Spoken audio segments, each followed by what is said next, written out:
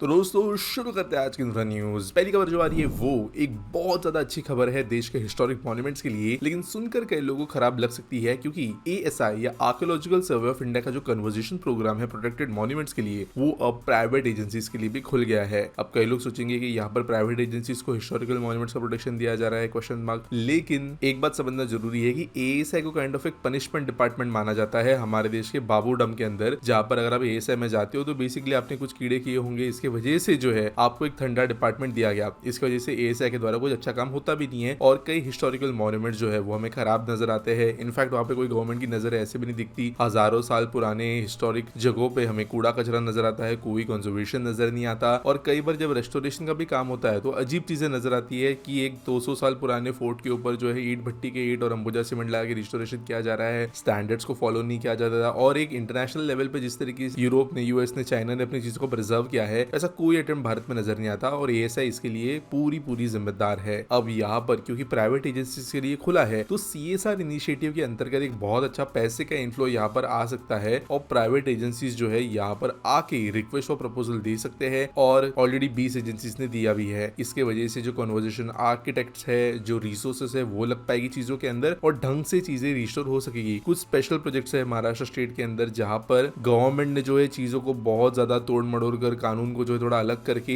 Agencies के through चीजों को रिस्टोर किया और उसका आउटपुट अच्छा आया था। तो क्योंकि अब कानून ही बदल गया है तो होपफुली आने वाले 4 से 5 साल में हमें मेजर यहाँ पे चेंजेस नजर आएंगे। अगली खबर दोस्तों जा रही है वो सोनीपत से, जहाँ पर एक हिस्टोरिक डेवलपमेंट अनाउंस हो गए हैं यहाँ के सीएम के द्वारा और उन्होंने कहा है कि एक state of the art satellite city develop की जाएगी 10,000 एकड़ लैंड के ऊपर खरखोड़ा एरिया में। तो दोस्तों ये प्रोजेक्ट जो है आईएमटी खरखोड़ा का एक्सपांशन होगा होलसेल मार्केट का रही के पास, और जो आरआरटीएस बनने वाली है फ्यूचर में सोनीपत की, उसके हिसाब से इसको प्लान किया जा रहा है। यहाँ पर ईवी पार्क भी बनेगा और ये जो शहर है इसका प्रपोजल दे दिया गया है गवर्नमेंट के द्वारा। अब यहाँ पे दोस्तों ये प्रपोजल है, ये समझना जरूरी है और जो जो अब तक डिटेल्स है उसके हिसाब से ये प्रोजेक्ट जो है रेसिडेंशियल से ज्यादा एक कॉम्प्लेक्स इंडस्ट्रियल, कमर्शियल और मॉडर्न प्रोजेक्ट होने वाला है। यहाँ पर अप्रोक्सीमेटली 5,800 एकड़ लैंड को ऑलरेडी आइडेंटिफाई किया गया है आईएमटी खरखोड़ा के पास में और जो प्राइस है वो 3 करोड़ रुपए पर एकड़ के हिसाब से एक्विजिशन की होगी, ऐसा भी गवर्नमेंट ने बोला है। अगली खबर दोस्तों ये दिल्ली जल बोर्ड से, जिन्होंने नेशनल ग्रीन ट्रिब्यूनल को कहा है कि उन्होंने इंटरसेप्ट और डाइवर्ट कर दिया है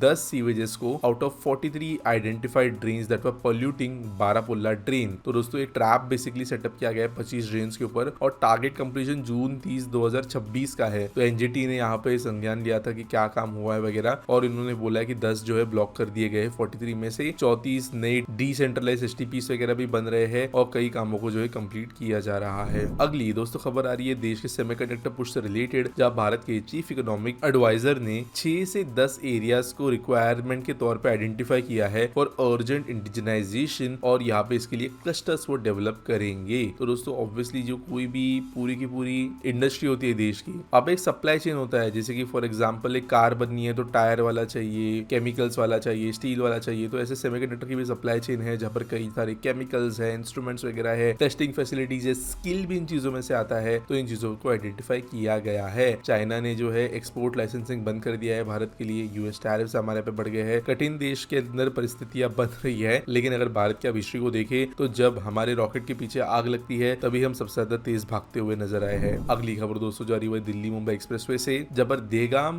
भरूच से लेकर किम सूरत के बीच का हिस्सा जो है वो ट्रैफिक के लिए ओपन कर दिया गया है ट्रायल बेसिस पे, यानी पब्लिक इसका इस्तेमाल कर सकती है लेकिन इसके ऊपर कड़ी निगरानी रखी जाएगी। और अगर कोई गड़बड़ लगती है एक्सप्रेसवे के अंदर की, फॉर एग्जाम्पल कोई अननोन जगह से यू टर्न वगैरह ले जाता है, कोई एक्सप्रेसवे का गलत तरीके से इस्तेमाल कर रहा है, कोई जो है इलीगल कट वगैरह बन गए और ऐसे होता है एक्सप्रेसवे खुलने के बाद में लोग कई दिनों तक समझ नहीं पाते एक्सप्रेसवे के चल चलन को, तो अकॉर्डिंगली बंद भी किया जा सकता है। लेकिन मोस्टली अभी कम होगा, ये बड़ा एक्सप्रेसवे ऑलरेडी कई स्ट्रेचेस में ओपन है, तो यहाँ पे एक छोटा स्ट्रेच दिल्ली मुंबई एक्सप्रेसवे का फिर से ओपन हो गया है। अगली इंपॉर्टेंट खबर जो आ रही है वो है नम्मा मेट्रो से, जिन्होंने मेनलैंड ट्रायल शुरू कर दी है pink line prototype train of BML के द्वारा। तो दोस्तों ये सेक्शन 7.5 किलोमीटर का एलिवेटेड सेक्शन है बिटवीन कलीनी अग्रहारा टू तवरेकरे। तो बीएमआरसीएल ने कहा है कि ये टेस्ट के अंदर जो है वो कई safety checks, performance checks, compliance, regulation related checks जो है वो करेंगे। Traction, signalling, brake test, oscillation trials, अलग अलग स्पीड्स पर, इंटीग्रेशन टेस्ट, सिग्नलिंग के साथ में हो रही चीजें, टेलीकम्युनिकेशन, सबको टेस्ट करके जो है होपफुली जल्दी लाइन को ओपन कर दिया जाएगा।